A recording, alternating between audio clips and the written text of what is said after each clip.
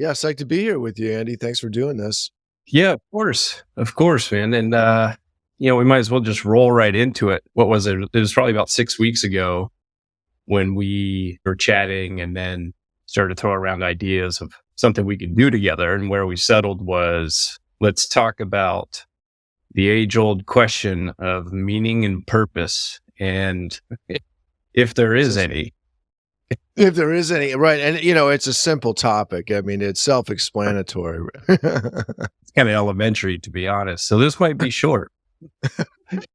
It's one that, I don't get to have discussions about these bigger picture questions with a lot of folks. It's one that I have with myself in my head all the time. But my own audience gets pretty boring sometimes. And so I'm excited to chat about it. I really want to pick your brain on meaning and purpose, especially as it's evolved for you over your lifetime.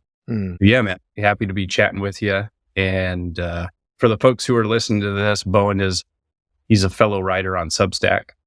He writes what I think are some of the most authentic and interesting posts that clearly come from a place of lived experience. This isn't textbook knowledge. This is the stuff you earn, sometimes the easy way, sometimes the hard way. And so I appreciate his writing and all the work that he's doing. And he and I are both sort of embarking on this process of becoming writers, turning that into a central part of our daily experience. And so that's who Bowen is. Bowen, I don't know if there's any more you want to share in terms of your background and context before we jump into the simple questions of meaning and purpose. Yeah, thanks, Andy. Yeah, great to be here again with you. And you are one of many people at this point that I have come, into contact with, that I have met through writing. It struck me recently that that's really one of the signs of, being something. People say, well, how do you know if you're really a plumber? Well, if most of the people that you meet are people that you meet through plumbing, then good sign you're a plumber, let's just say. And you and I share a history of having a past career in technology, what's broadly called technology, whatever, in the software industry, that sort of thing. And, now I find that, and quite purposefully, that my career is writing. I made a choice to embark upon a third career, really, for myself of that. And so, again, I'm meeting lots of people through that world. It's amazing and a great joy, really. We've got all sorts of paths. I'm sure we'll touch on that here and there, but writing is what it's all about these days. And Substack. And I also have a memoir in progress, which I do share on the Substack as well. And be finishing that manuscript this summer, publishing it thereafter. So, yeah, let's get into it, man.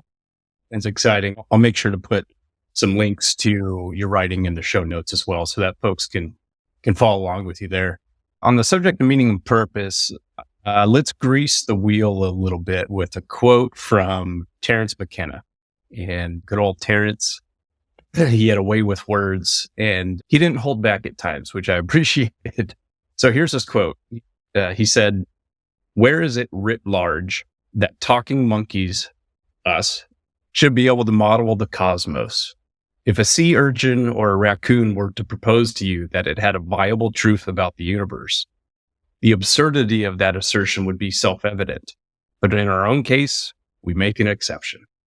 I'd love your reaction to his central point there of, it wasn't too long ago, what was it, 400 years ago, where we believed we were the center of the universe. And here we are to this day. We've changed some of those fundamental facts. We've adopted a new set of understandings about the universe. Nonetheless, there remains this attitude or culture in a lot of humanity that we still sort of sit at the center of everything and have all the answers. Terence is spitting in that idea.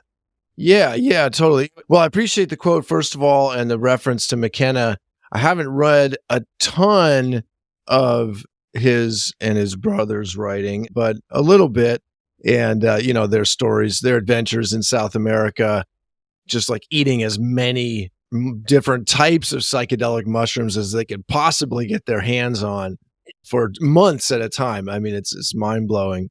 A lot of people may not know, but McKenna is, the origin of the stoned ape theory. And Joe Rogan have kind of popularized, right, this idea that, apes, so to speak, human predecessors, foraging in the forest, coming across, of course, as they would have, all sorts of things, edible things, mushrooms, right?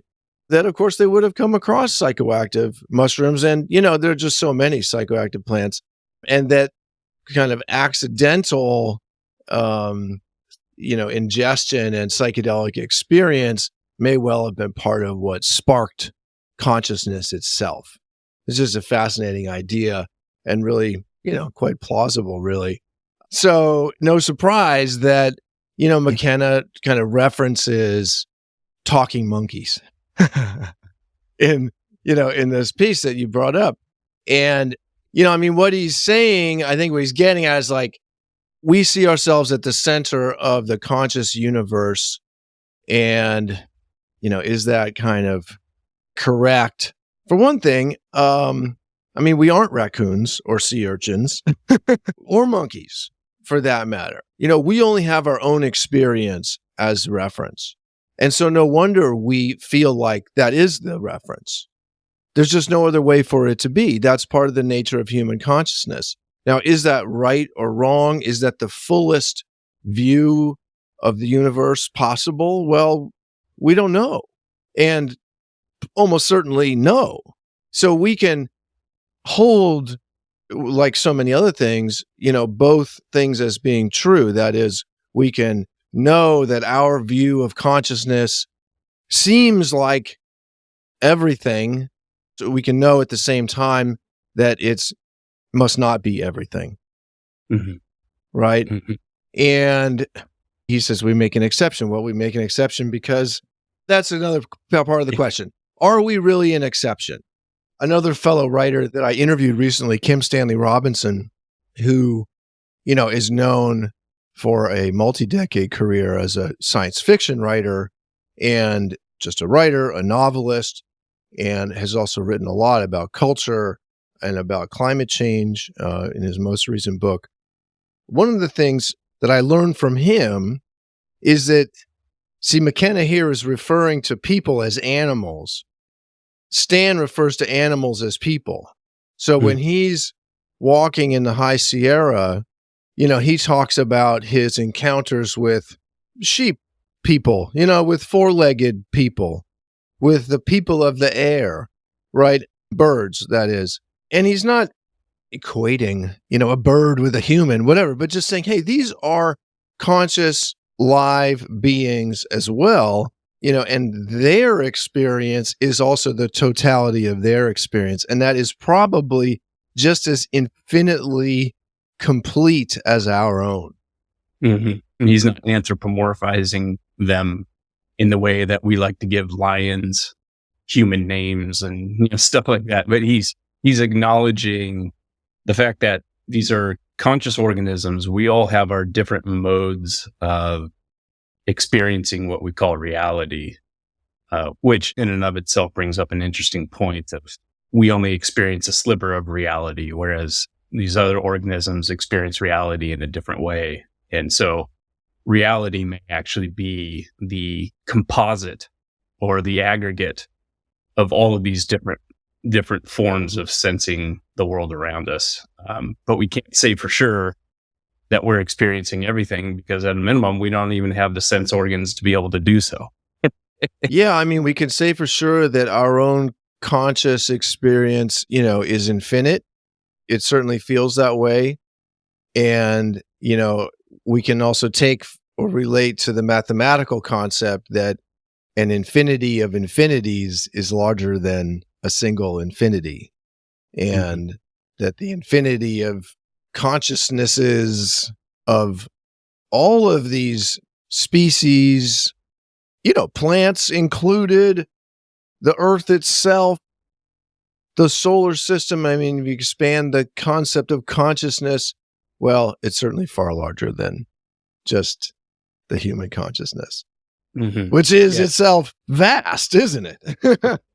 And to build off that and Terence McKenna's quote, what it brings to mind to me is the notion of absolute meaning versus relative meaning.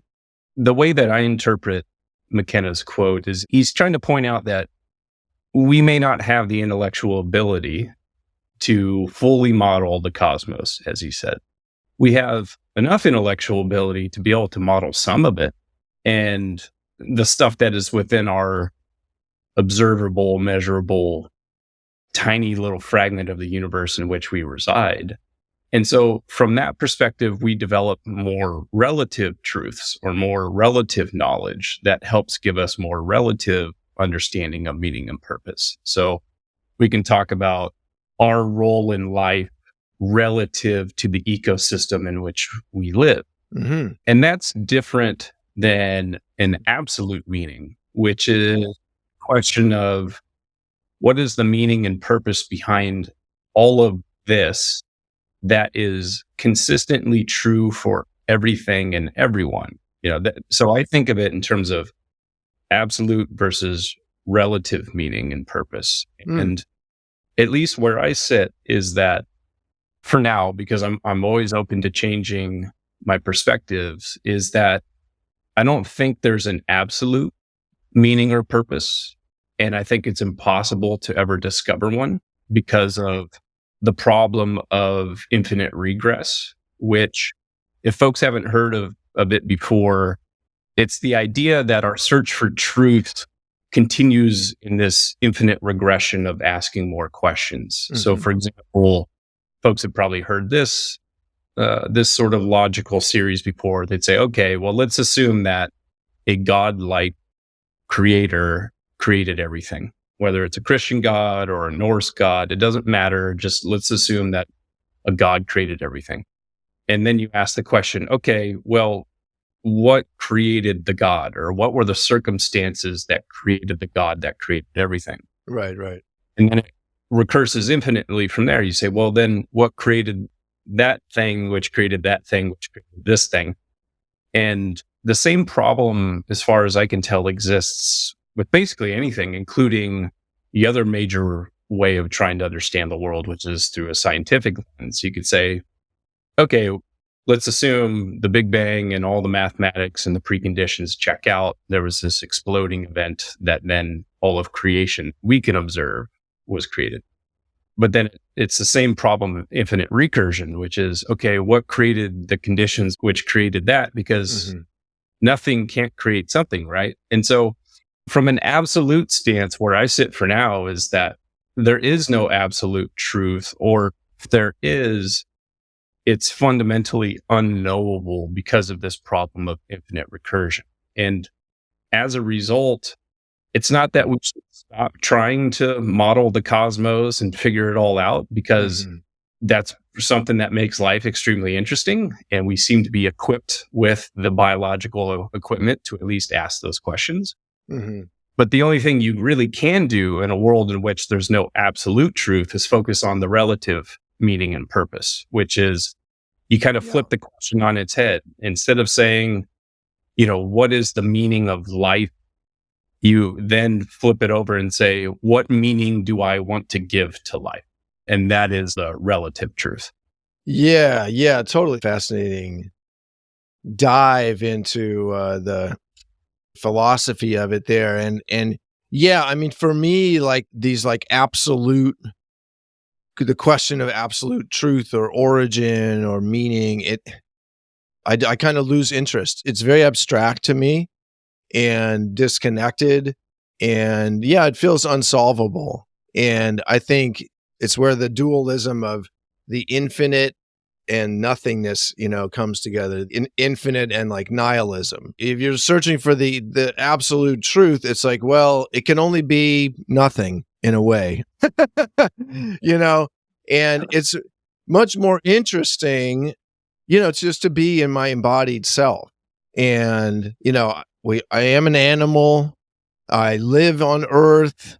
I did evolve from, an ape, let's say, or whatever the proper term is, I still feel like an animal, And so, yeah, my purpose has to have something to do with that, right? It has to have something to do with my animal self, with the reality of being alive and that I'm going to die and that I, walk through the world and eat and drink and excrete and, just need to do things to live and, relate to other people and to the environment around me. That starts to lead me in the direction of where I've kind of landed with the question of purpose for myself. We're slowly meandering towards. Just want to throw in a note too, like as we go along here today, let's not stay entirely in the philosophical realm, right?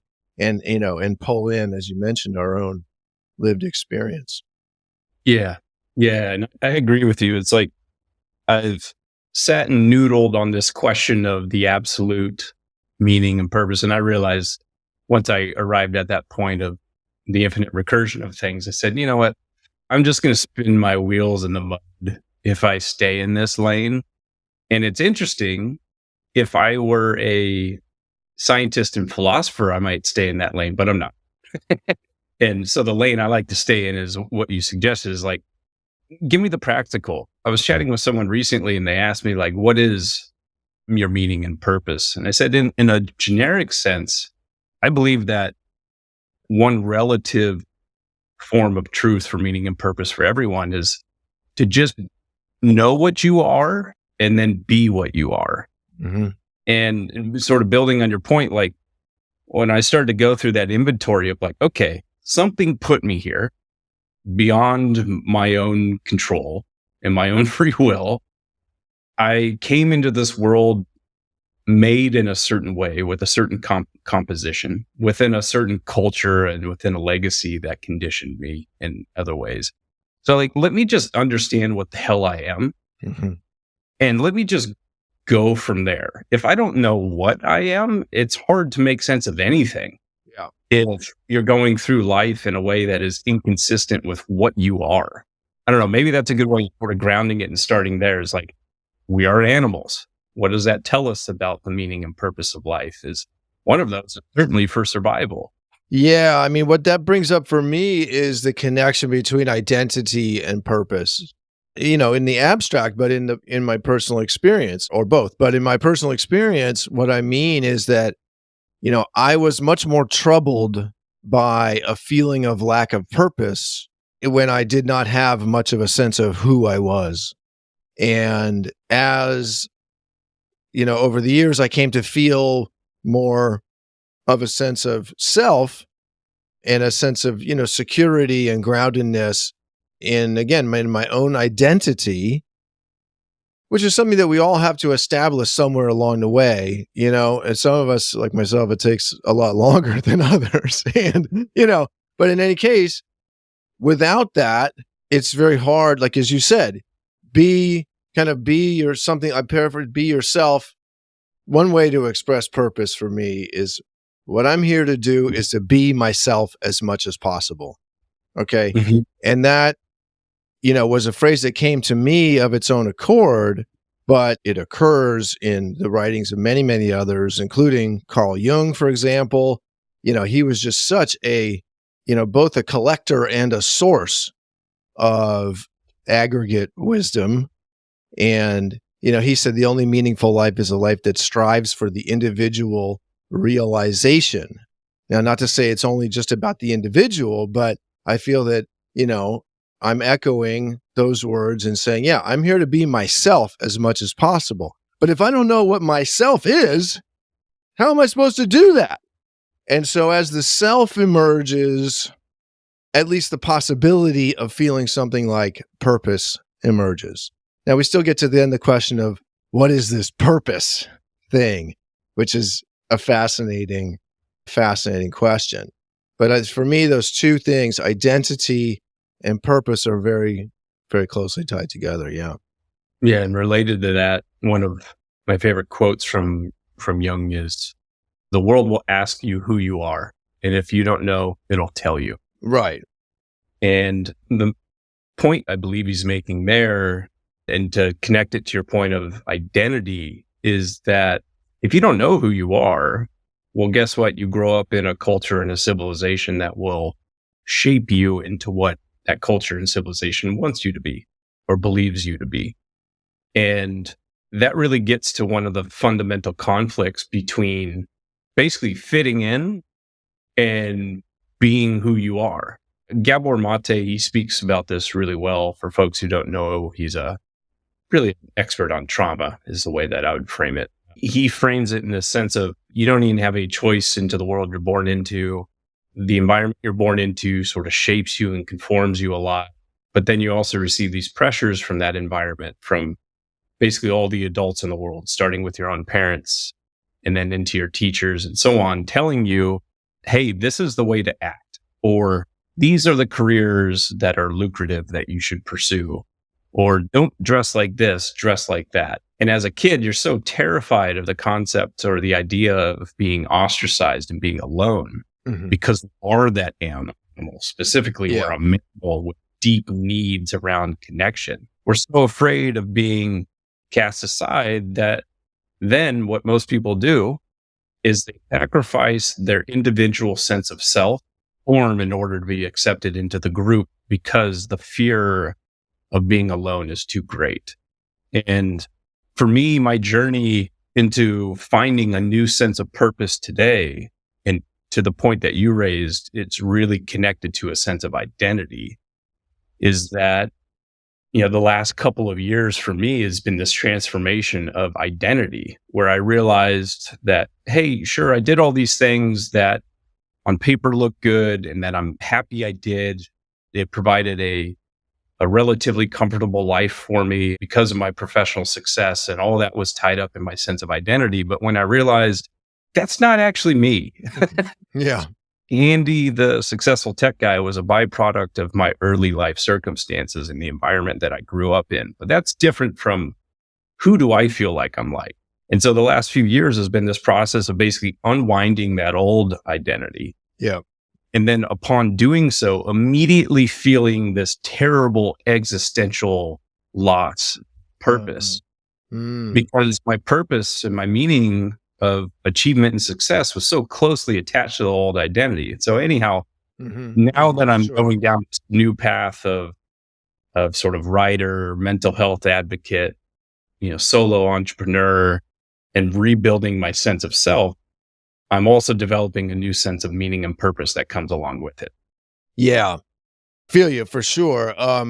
Two things, you know, come up for me. One is what you mentioned about kind of the nature of the human animal and, you know, our fear of being left out of the tribe. And at the same time, so many of us, and myself included, the stronger drive was to be different, right? Was to be unique.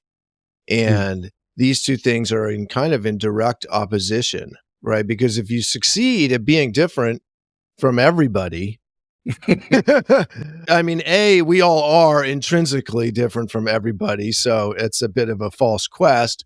And also, then in more practical terms, you know, if you insist on not following anything that anyone else does and kind of rejecting all ideas, because, you know, this kind of gets taken to an extreme, and I did, well, there isn't much left to do or be. And, you know, it kind of prevents you from absorbing wisdom, from learning from others, from, you know, following can be a great thing to do. And, you know, that also took me in the direction of leading a lot, and, you know, which is a very Western kind of successful thing to do. But you know what? I got fucking tired of leading. I mean, just among lots of other things. I'm not, you know, patting myself on the back here. I'm just saying that was kind of my default mode because I didn't want to follow anyone else.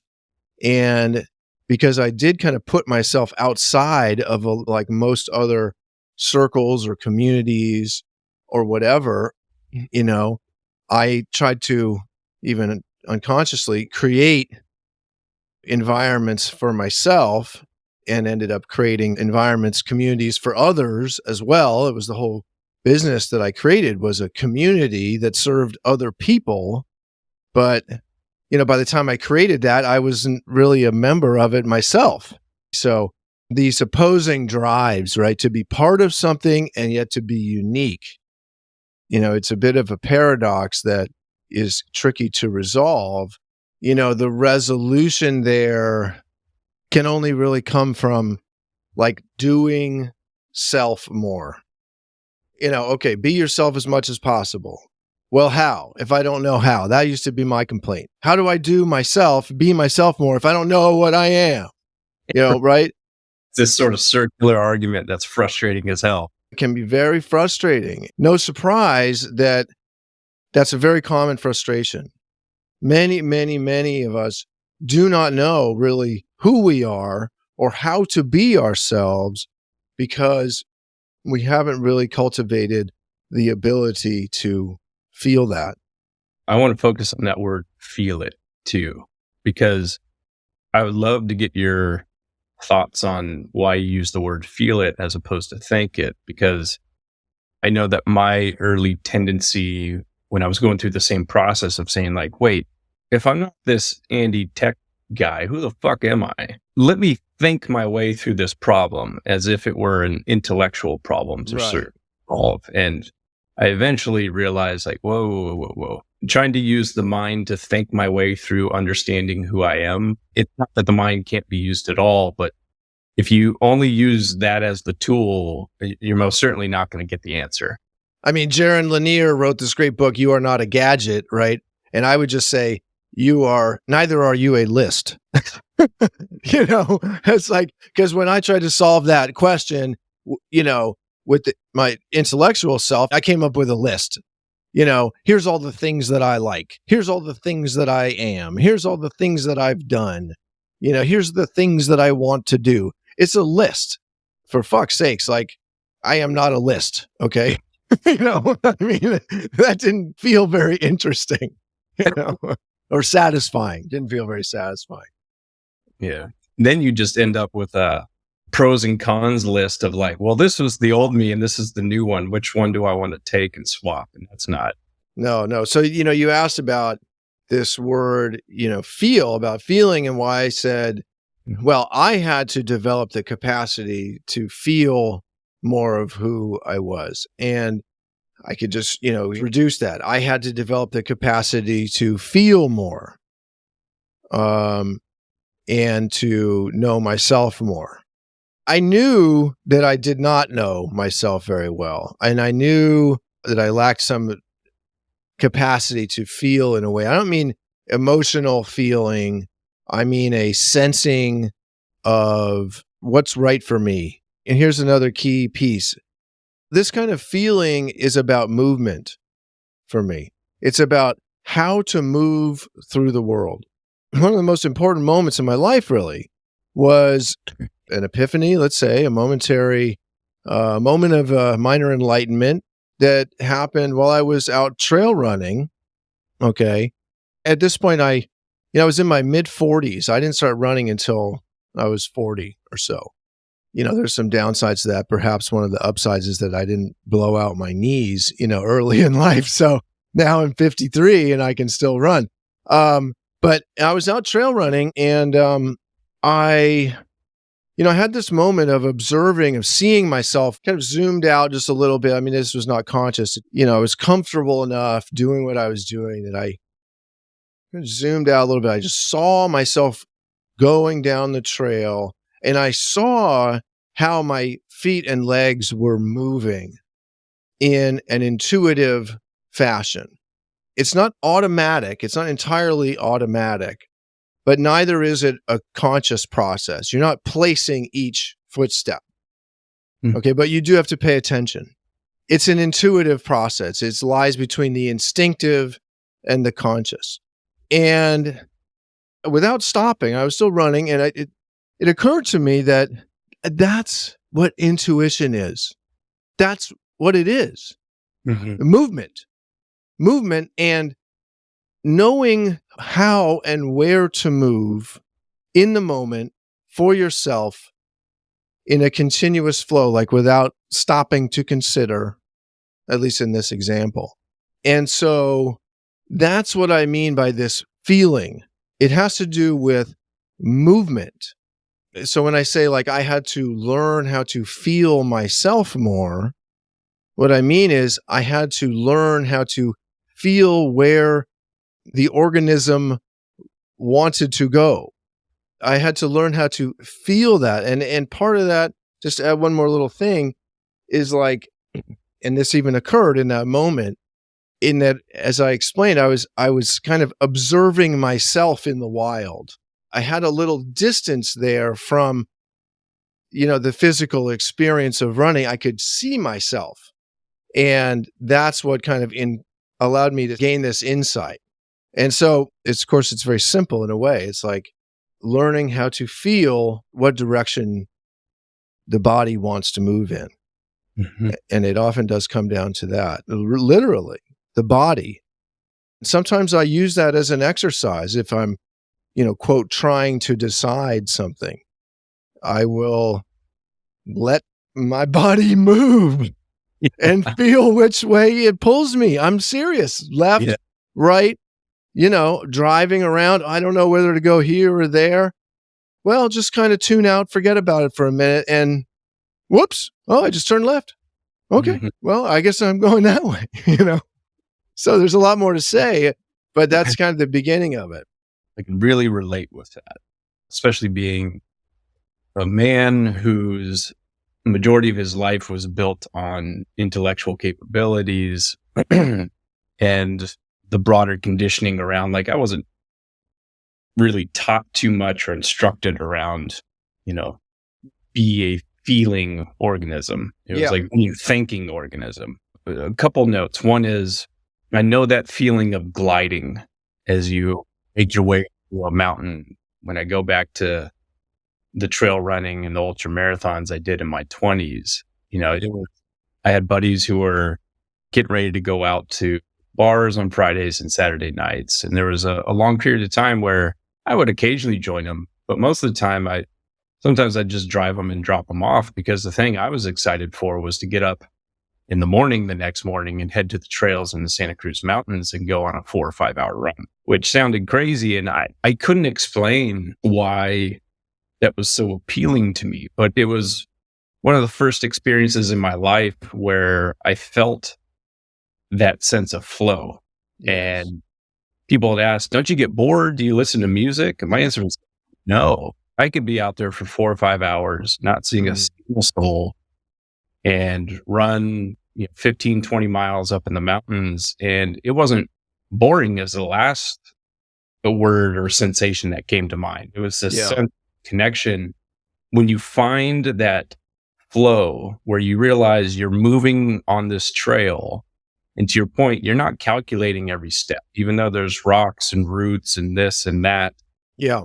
You're allowing yourself to really kind of go with the bend and to go with the ups and the downs, and you find your groove. And the next thing you know, you're barely even breathing.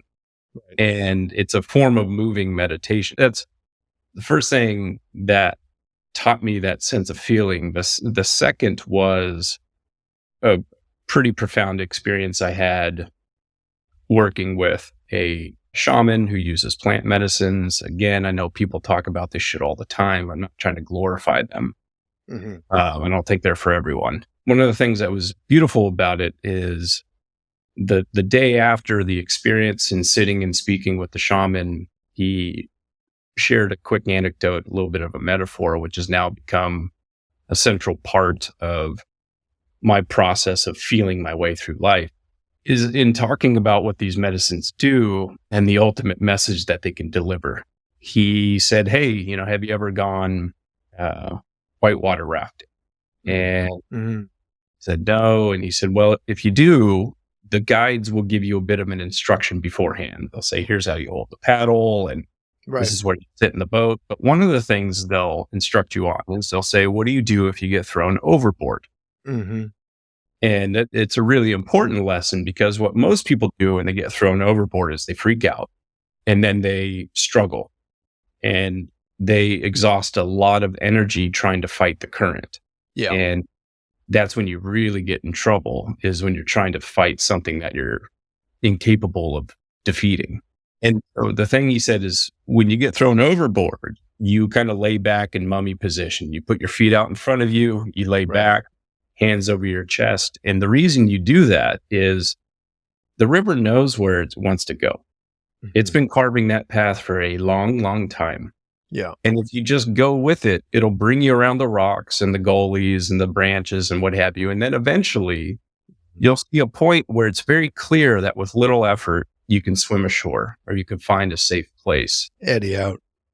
And this is the point he was trying to convey, is that through these plant medicines, one of the ultimate lessons that you might receive, so long as you're receptive to it, is this message of surrender. And Mhm. surrender doesn't mean to give up and not try. Surrender means what you said, Bowen, which is surrender to the current that is around you. And by surrendering to it, that means really sit and pay attention and start to develop that feel Yeah. for where life is suggesting you should go.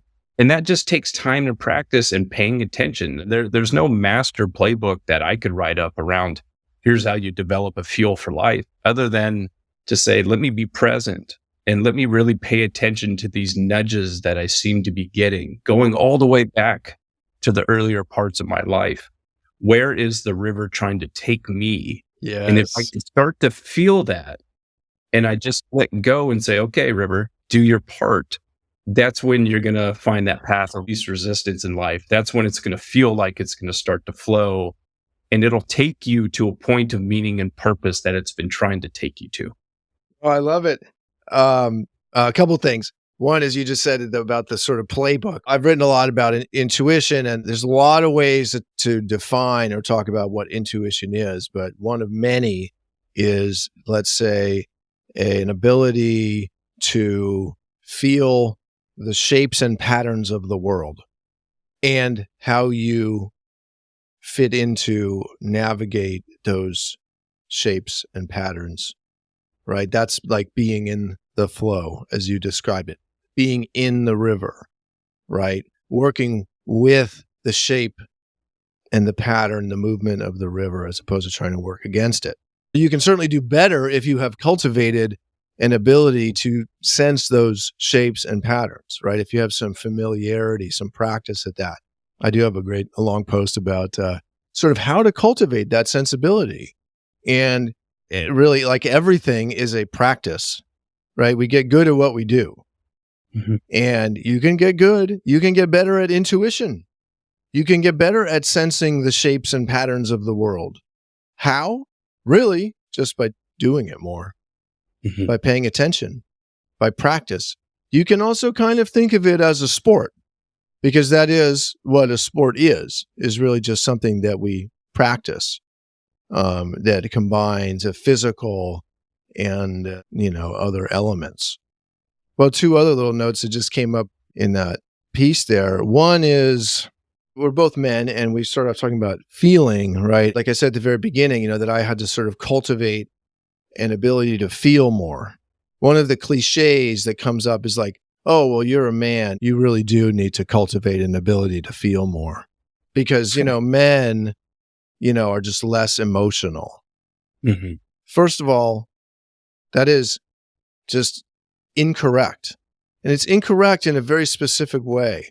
It may not be incorrect circumstantially, that kind of today on average, or let's not even say today, let's say 2 or 3 decades ago, perhaps on average, more men were kind of less in touch with their emotions than women in just the broadest terms. I'm reluctant to even repeat that because I just see it as something that may have been the case at some point, and I don't like to refer to the past, as true as it may have been or even still be in some way. But the point is, however much it may have been true or not, is not because we are men. It's not because of our maleness. It's because of the acculturation of men. I've gone a bit of a tangent here, but it's an important connection, because men, women, people of all shapes and sizes are just as capable of emotionality as any others. There's no difference there. Something, though, that I have found in my own experience that has helped me to connect more to myself. I don't know, whether this has to do with being a man or not, is what we've been talking about is the feeling in a more concrete sense, right? Is that if I can learn and kind of practice to feel myself more in the context of literally my physical environment, and in particular in nature, where I can actually sense the shapes and patterns of the world that I am immersed in, right? The more that I cultivate that sensibility, the more of a foundation that is to my sort of higher sensing, which includes all my emotions, my feelings, my sort of higher level feelings, and my intellectual processes. Yeah. It's beyond just, am I in touch with feeling happy or sad? It's, am I flowing in a direction that seems to be appropriate for me or not? There are some overlapping attributes, or at least the way I think of it, but like those are separate things in a sense. Yeah. And also just how does my body feel? Mhm. How does my body feel here where I am right now? How does my body want to feel? Would I feel better if I was doing all of those things underlie our emotional selves? And I don't know that there's a real way for me to get to a greater emotional depth without this kind of foundation in the felt sense of the body. Yeah. And it's one of the things that I love about being in the presence of animals is their intuition of what is safe versus not a safe environment, or Yeah. who they want to be around versus who they don't. So for example, September of last year, I spent a few weeks in the north of Thailand doing some volunteer work at an animal sanctuary. Mm-hmm. We bring in abused and maltreated animals and rehabilitate them and give them a nice life. And the centerpiece of that experience were elephants. It's arguably the most esteemed elephant rescue sanctuary in the world. Truly special individuals that run that place. And one part of sort of raising and taking care of an elephant is there's a formal position known as a mahout in Thai culture, and I believe in the other cultures around that area as well. And the mahout is basically the sort of caretaker. And mahouts are matched 1-to-1 from a mahout to an elephant. Mm-hmm. And when they bring in these new elephants, again, they're coming usually from pretty bad backgrounds. They've been abused in sort of circuses and so on and so forth. And so they'll bring in this animal that's been both physically and psychologically damaged. And so they have to be very careful and slow and patient. And when it comes to that process of mapping a mahout to an elephant, my sense was, well, you can't force that on an elephant any way you can force it on a dog. And the elephant's going to just either have a good sense of the person or it's not. And so I asked the person running the place, I said, how do you pair a mahout to an elephant? And he said, we let the elephants pick. Yeah, totally. It's like, the mahouts will be standing there. It's almost like blind dating. And Uh-huh. an elephant comes up, and for whatever reason, an elephant may look at one person and be like, oh, hell no. Yeah. Not It's that guy. ears flat forward and sort of lift up, and it's taking an aggressive posture. Right. And then another one, it just turns into butter. And that's one of the reasons I love being around animals, is because it's a good reminder. It's a demonstration to me all the time. They are in touch with that intuitive feeling, and they allow it to take center stage in how they live. And you can see that, like when an animal knows or feels that it's in an environment that it does not want to be in, it will have all sorts of dysfunctional behaviors as a result. And it's easy to say, oh, this is a poorly trained animal. And it's like, no, you may be forcing it into the completely wrong environment, and it knows it and it feels it. It doesn't like it. Yeah, totally. And a lot of us are living in environments that are contrary to our nature, but that's a whole nother topic. But, this question of purpose does relate to that, because there's no wonder that there's so many of us that are plagued by this feeling of a lack of purpose, or plagued by the question of purpose. What's my purpose? If only I knew. I used to say this all the time, well, you're so lucky, you just knew what you wanted to be, whatever. If I just knew, well, then I would do it. The environment, that most of us grow up in, the kind of urban, Western school and then work environment, it's not conducive. It's not conducive to developing a sense of self or a sense of purpose. It's designed for the opposite. It was designed to create factory workers and soldiers. Yeah, in a large, fast-growing economy. Yeah, you don't want people with a sense of individual identity and purpose. So again, no wonder. But, we could go back to, purpose again, perhaps, because we do want that. We do want a feeling of, whether you call it purpose or direction or movement or purposeful movement. We want that.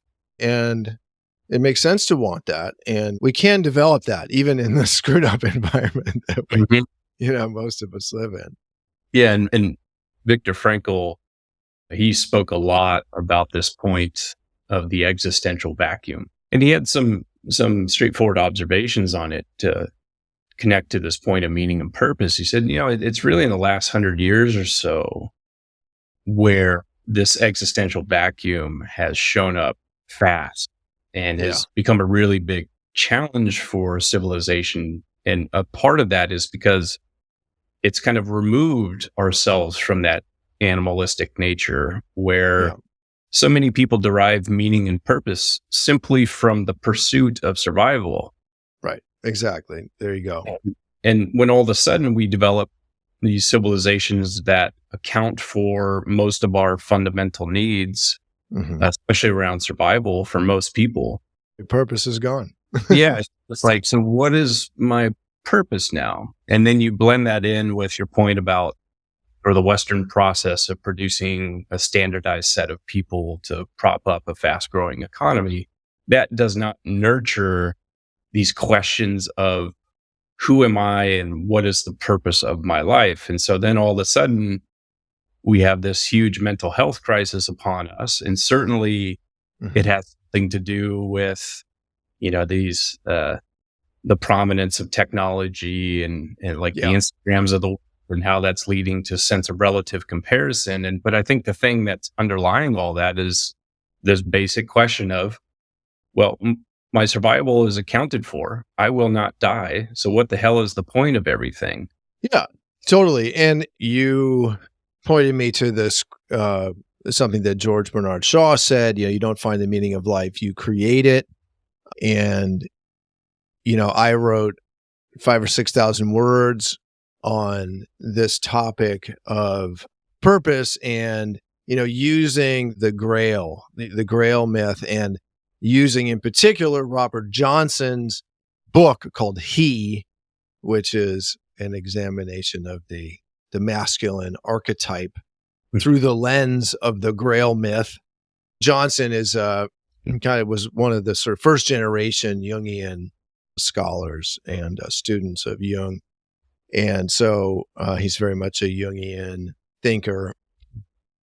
Point of all that being that the Grail can be taken as the search for purpose, the search for the Holy Grail, the search for the meaning of life, right? If you can just find the Grail, the hidden treasure, right? I mean, so many things fit that pattern. Even alchemy, the transformation of lead into gold is a metaphor for the transcendental moment of, you could say enlightenment, or you could say finding purpose, finding the gold, right?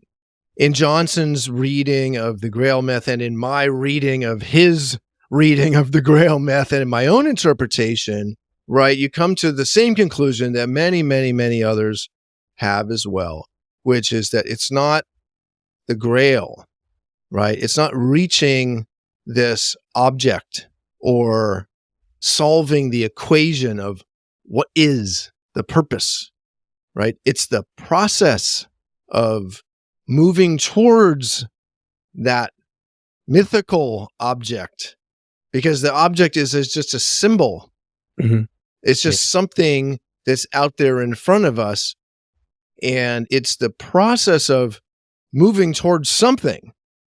Now, as you pointed out, just being alive as animals, well, we all used to have a built-in something, which was food, stay alive, right?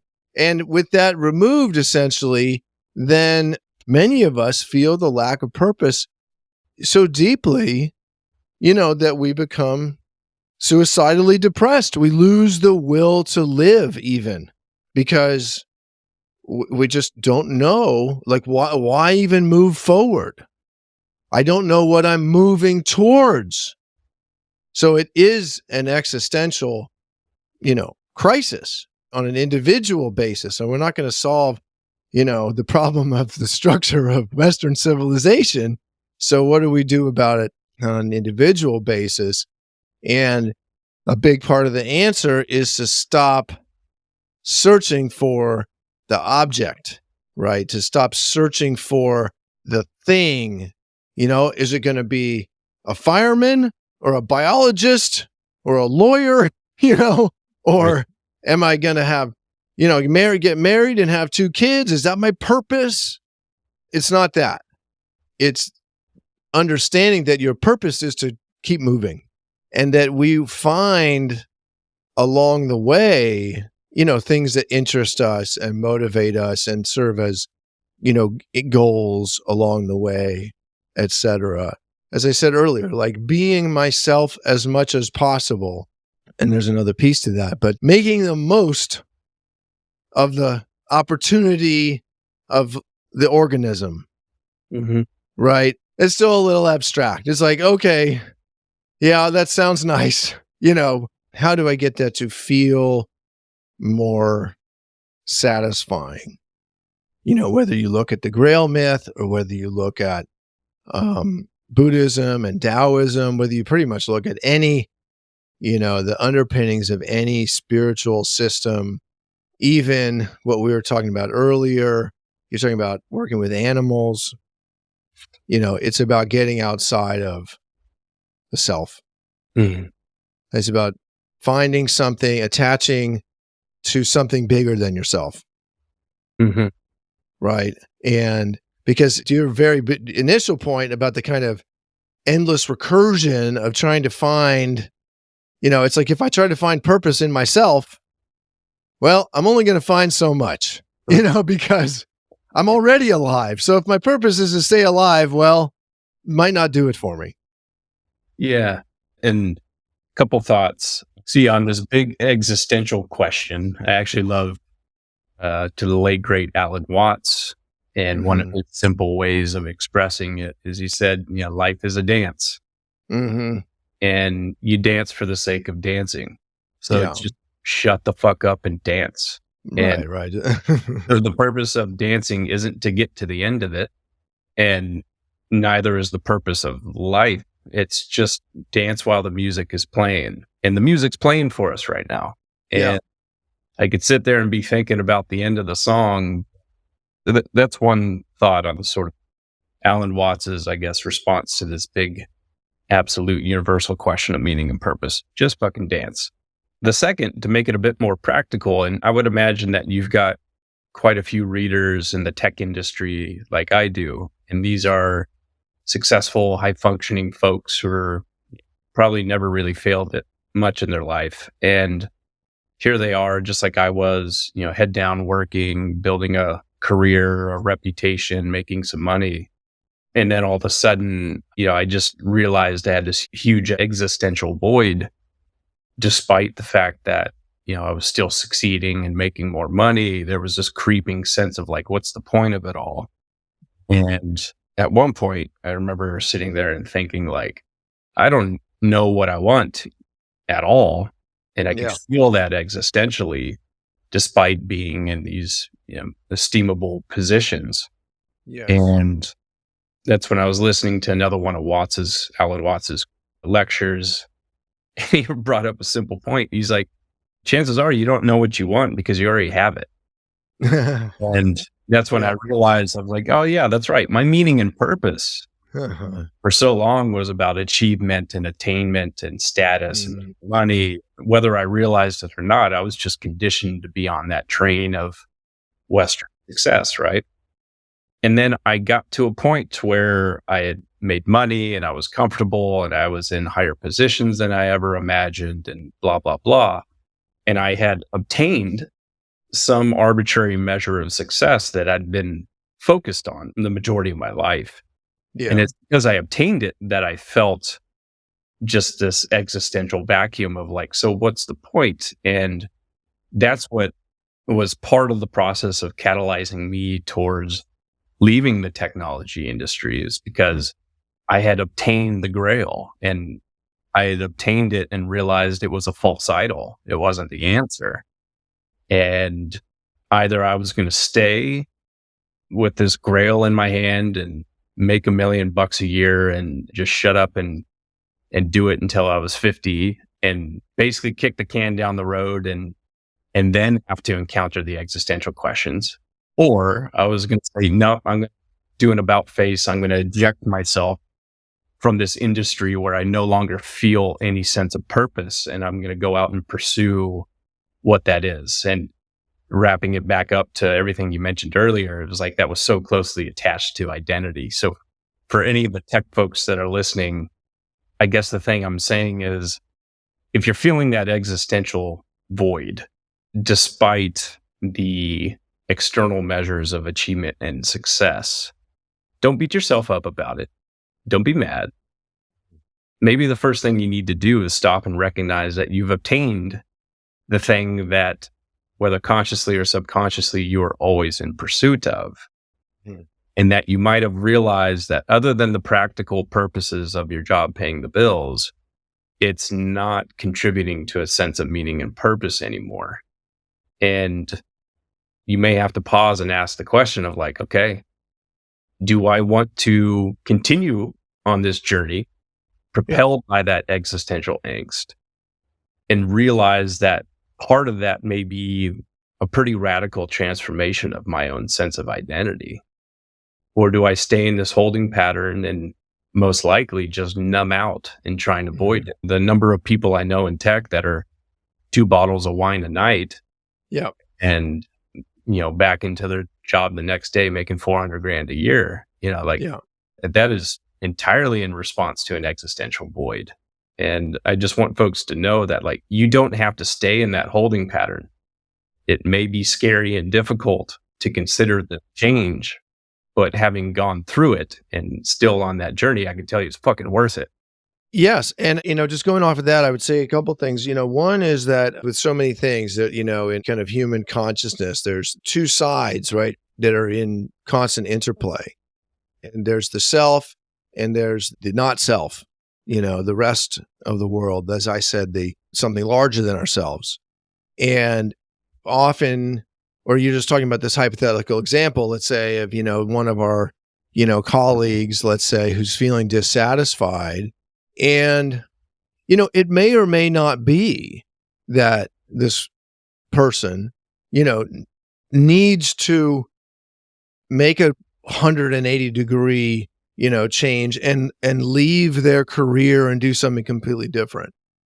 It might be that their entire being is kind of outside of themselves, right? In their job, in, whatever product it is they're trying to create or what, work, all this other stuff. But their inner self is just this tiny like seed that it's undeveloped, that by turning some of their energy inwards to the self, to a greater just awareness again of, we were talking about, feeling the self, that's a big part of the kind of the sense of satisfaction that, is in a way a synonym for the sort of feeling of having purpose, right? If I have, again, this we always talked about from the beginning, identity and purpose.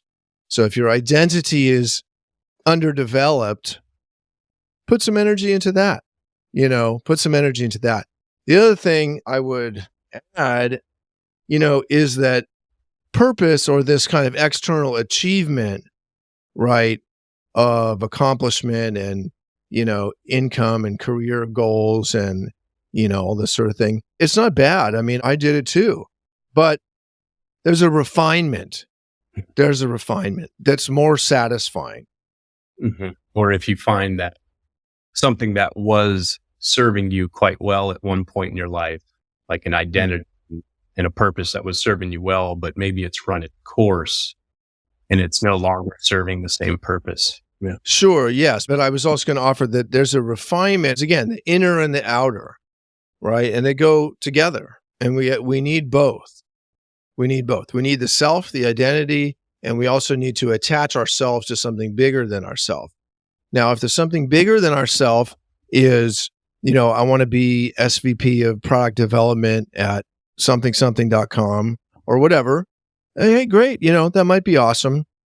But a way to refine, the value, the meaning of that external side of the equation is, are you doing good for other people? And people can include other species, all the animal people, the plant people, the earth itself, etc. If you just put that filter on it, right? And again, you can take this from, any philosophy you want. One of my favorites is from, Taoist Buddhism, the concept of Ren, R-E-N, which is goodness, essentially. Goodness is not achieved alone. Mm-hmm. If it's only good for me, it's not really good. Goodness is always what benefits the greatest number of people. Again, those people might be elephants.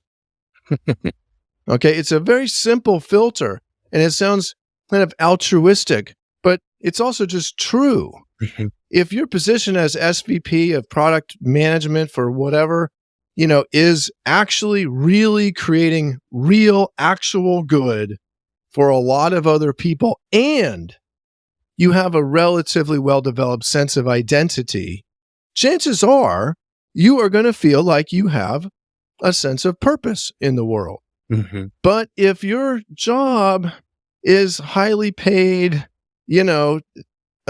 executive motherfucker, or what, that is creating something that is not actually creating real good, Mm-hmm.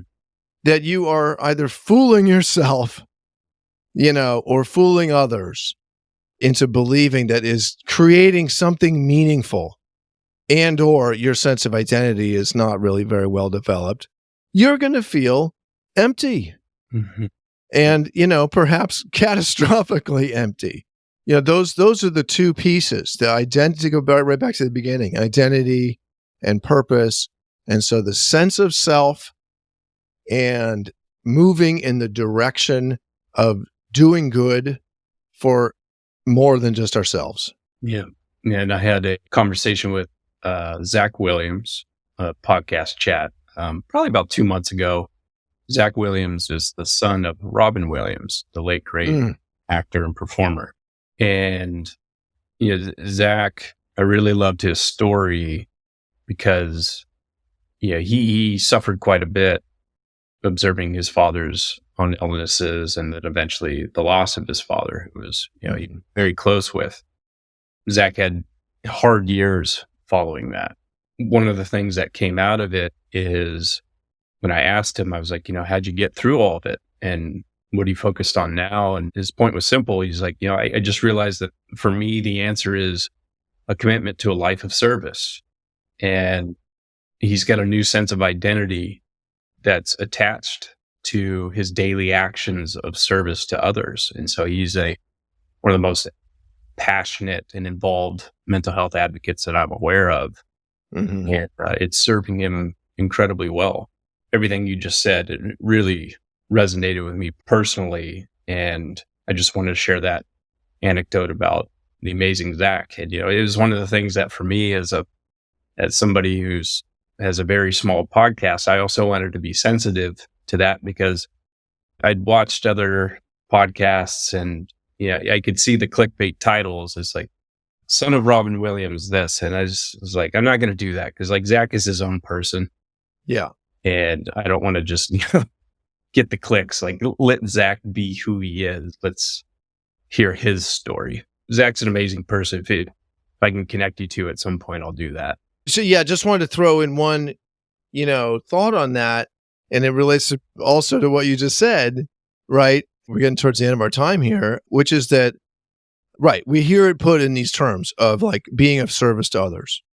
That's just another way to put, you could call it Ren or whatever else. It's a way to, you can use it as a compass, right? As you move through the world, right? If you're wondering, do I go right or left here?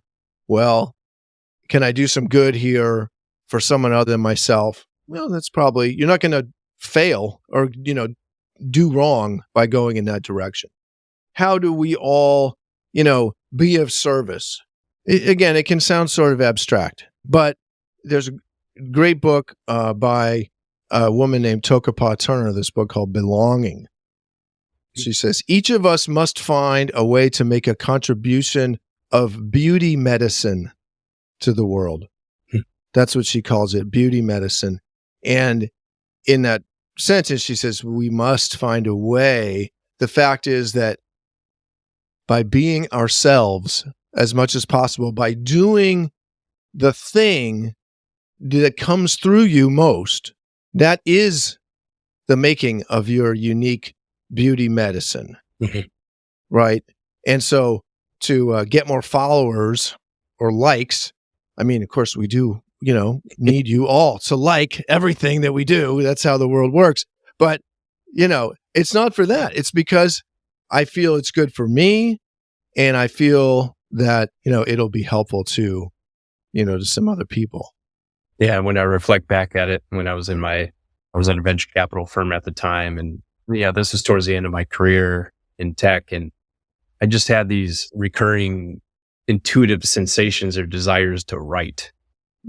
And it kept coming up a bunch. I even spoke with my partners about it. It's like, I want to be writing more. And at the time I was writing in the context of, sort of inside baseball on technology stuff. Sure.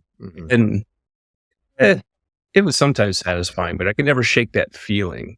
And eventually when I left that world and I separated from it by a few years, and that feeling to write, that desire to write just kept coming up.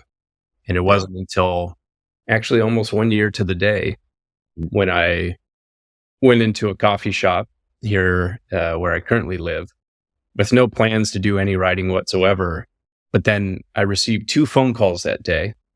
One from an entrepreneur who was going through a lot of professional and personal challenges, and he wanted to talk.